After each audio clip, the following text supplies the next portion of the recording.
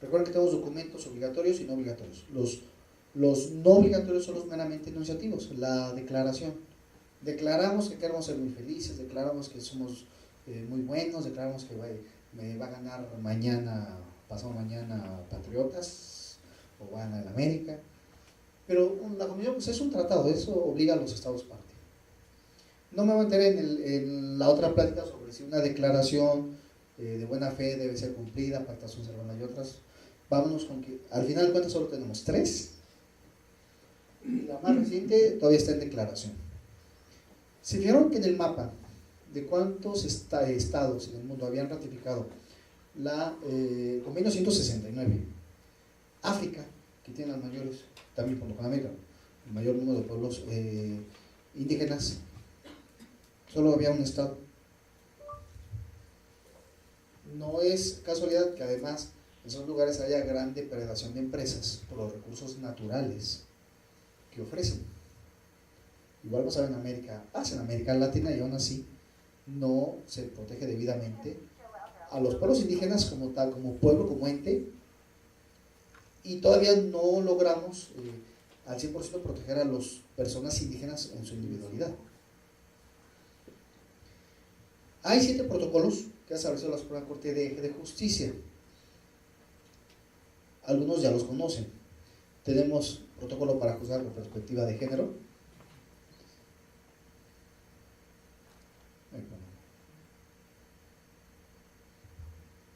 Era automático. Para protección de personas migrantes.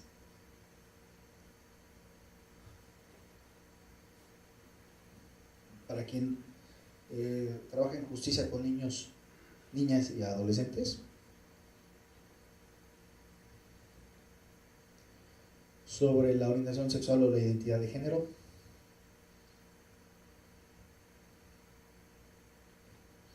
Los derechos de personas con discapacidad.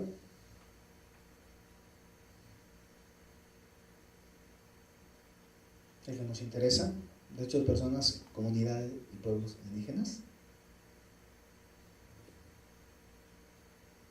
Y un protocolo iberoamericano que resume un poco todas. Habla de discapacidad, migrantes, niñas, niños, adolescentes, comunidades y pueblos indígenas. Nos interesa nos interesa el de personas, comunidades y pueblos indígenas. Bueno.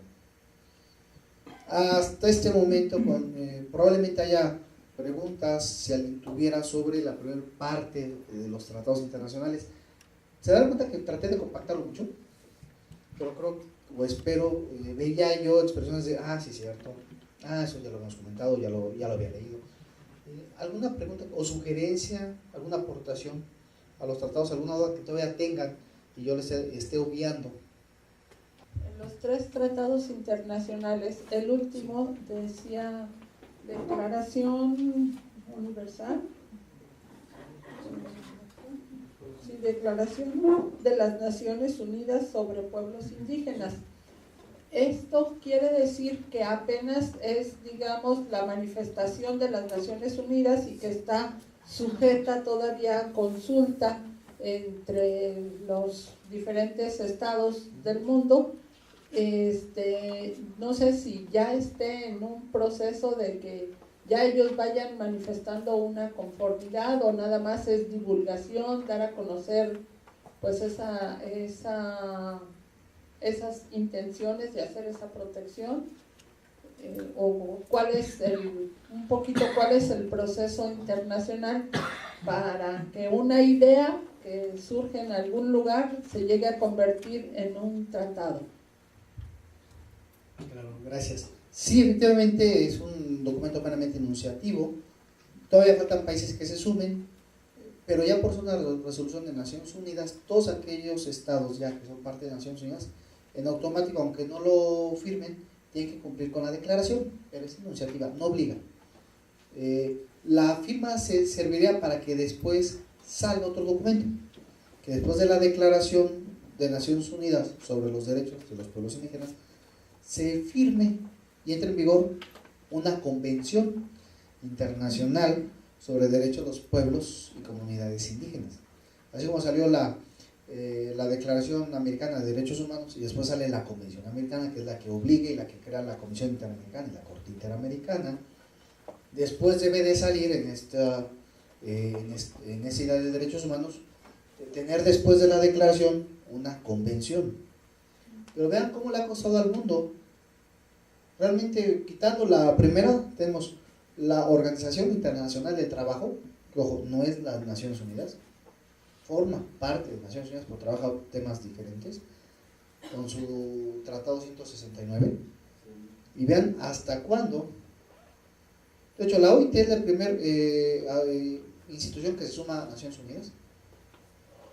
¿Y hasta cuándo sale una declaración? 2007, estamos en 2014 y no hay una convención. A lo mejor están esperando que las estadísticas que dicen que cada año mueren tantas pueblos indígenas, y un momento en que pues se sobresee, ya no pueblos indígenas. Yo nomás quería hacer un comentario a la tesis 243-2011, sí, que es esa tesis que resuelve sobre la interpretación que se hace a los tratados internacionales y donde prevalece en reducción. Dice que cuando la Corte, dice que cuando una norma internacional reduzca los derechos humanos se debe estar a la Corte, que ha sido tan criticada, sobre todo por gentes de defensoras de derechos humanos. Bueno, a nosotros como juzgadores pues no nos queda ahí, vamos, por la línea, ¿no? Pero yo me pregunto si aún con esa disposición de la Corte se puede, yo supongo que sí la pueden impugnar ante la Convención Interamericana de los Derechos Humanos, y bueno, y si la ganaran tendría que venir una resolución en contra del Estado mexicano que obligaría a cambiar ese criterio de jurisprudencia, supongo. Así es. Sí, tenemos el control convencional, donde la Corte Internacional de Derechos Humanos hace control concentrado de convencionalidad, que sobre los tratados lo hace la Corte. Nosotros hacemos el control difuso convencional. Si alguien efectivamente se conformara de cualquier resolución de la Suprema Corte, puede ir más arriba a la Comisión Interamericana, que lo turne a la Corte Interamericana y que resuelva si el Estado no interpretó bien un tratado internacional de derechos humanos o lo aplicó de una forma equívoca. Por ejemplo, les comento en derecho del trabajo. Esto es finales del año pasado. Un trabajador, un migrante, que llegó obviamente sin papeles a México, no tiene permiso de internamiento ni de trabajo, y consiguió trabajo, y ese empleador, abusando de saber que es una persona sin papeles, le está pagando la mitad y no lo da de alta al Seguro Social.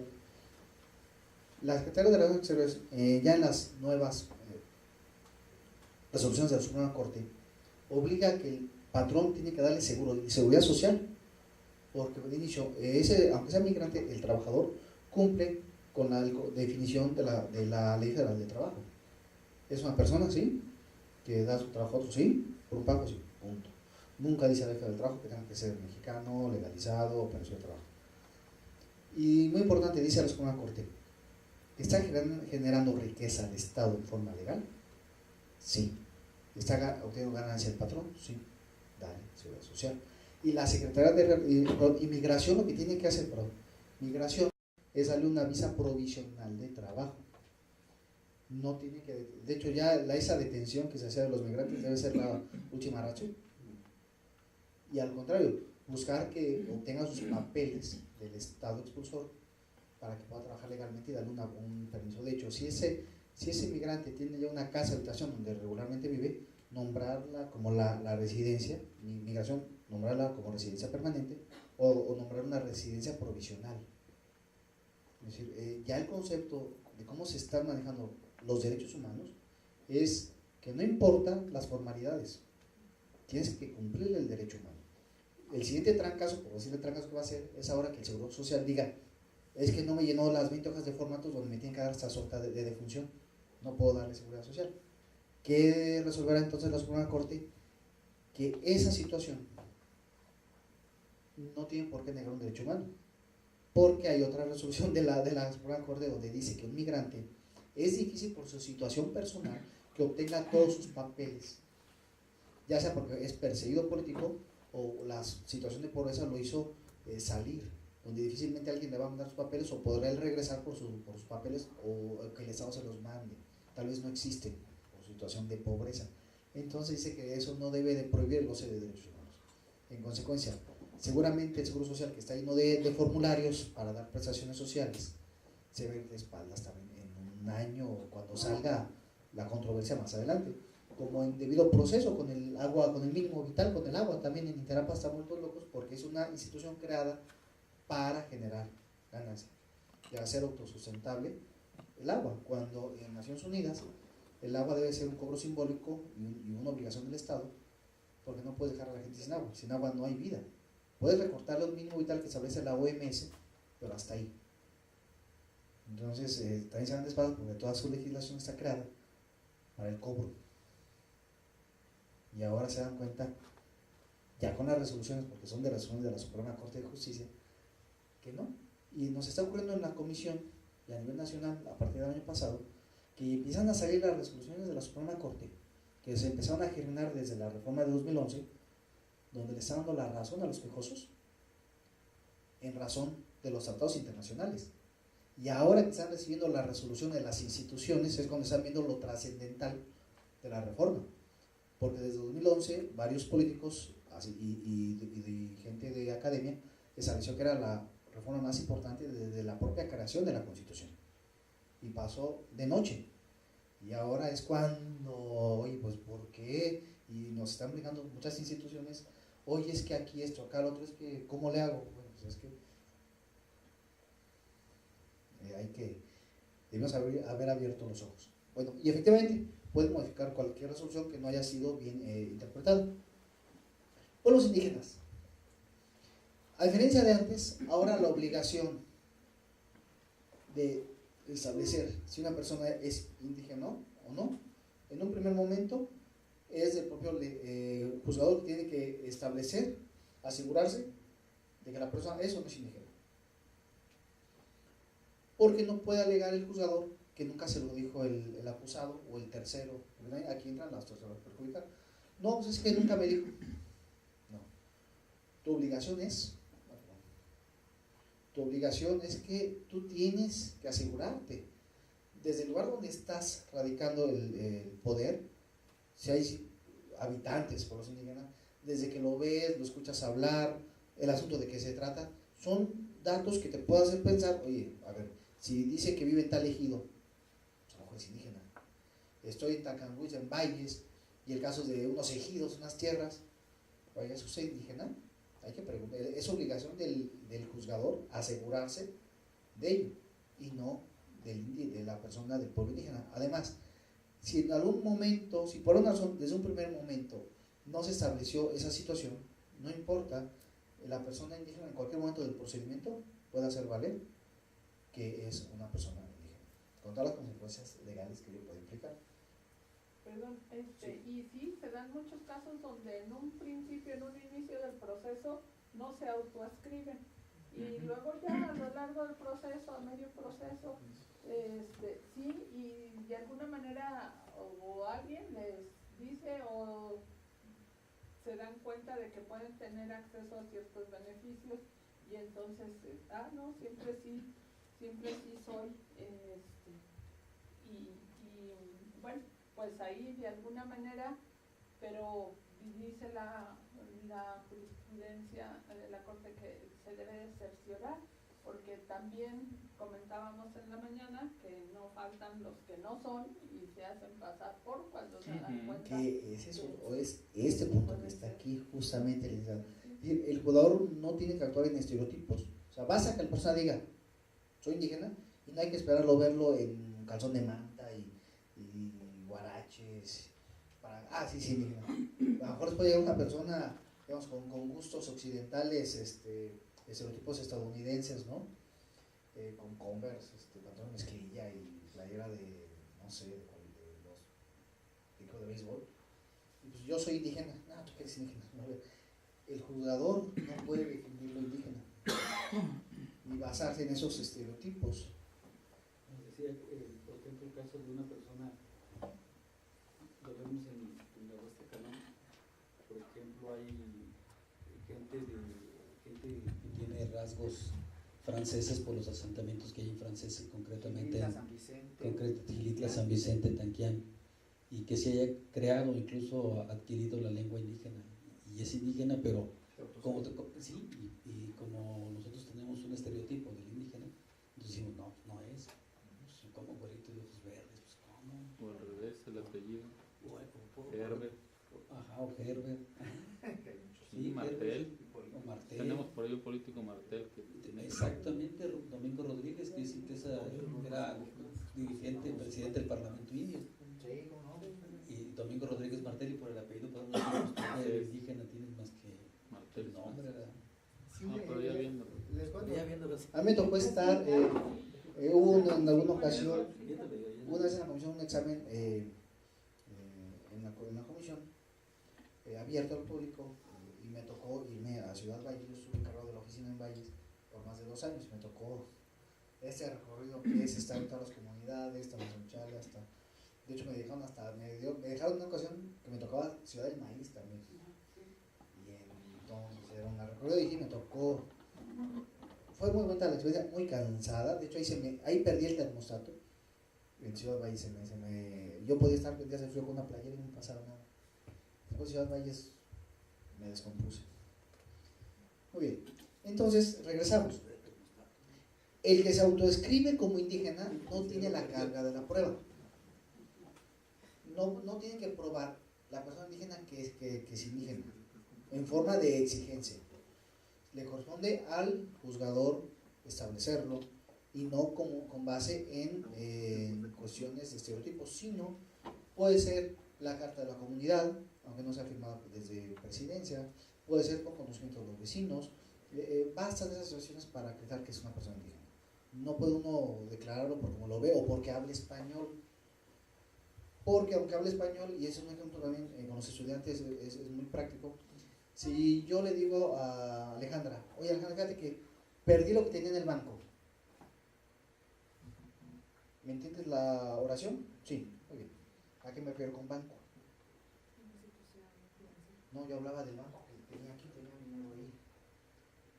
Sí, en español, aún en español, podemos entender, pero no comprender a qué te refieres. Habría que preguntar, ¿a qué banco te refieres? Ah, y lo damos por hecho tradición, y con pueblos indígenas, porque los escuchamos hablar español. No, pues él habla español, pues entiende todo lo que le digo y comprende los términos de ley. Mire, si no hace esto, esa es la sanción, ¿comprende? Sí, entonces fírmelo. Pues sí entendió, pero tal vez no comprendió, porque una cosa es que se hable el idioma y otra que comprenda todos los significados de las palabras y de las oraciones, perdón. Bueno, ya con la experiencia, cuando uno vive por allá, yo en mi caso estoy viviendo en Tamazunchale desde el 93, y un juez menor desde el 98 hasta el 96, no, el 98 hasta el 2006. Entonces uno puede saber fácilmente cuando una persona, por la lengua, por la forma de vestir, sobre todo por la forma de hablar. Por ejemplo, la gente que es indígena no le habla a uno de usted, y los que vivimos de las ciudades nos enojamos mucho, pero son muy francos. Escuchas hablar a una persona indígena y confunde los artículos, él, la, los. Entonces, por ejemplo, no dice el vino, dice la vino.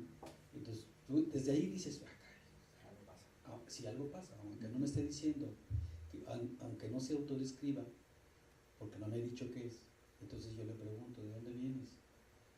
¿Qué lengua hablas? Y a veces todavía se resisten un poquito, pero ya les empiezas a hablar, y le dices, ¿quieres que te hable en tu lengua? ¿Qué lengua hablas? Ya es, bueno, pues náhuatl. Ya mando por el traductor y le digo, explícale, bueno, yo eso es lo que sí, explícale de qué se trata. Digo, ¿sí entendiste? Pregúntale si entendió, porque si le mejor igual a mí ni me entiende. ¿Sí? Ya, güey, ya, güey. Ya, güey. ¿Qué amo? Dice, amo, ¿entendiste? Amo.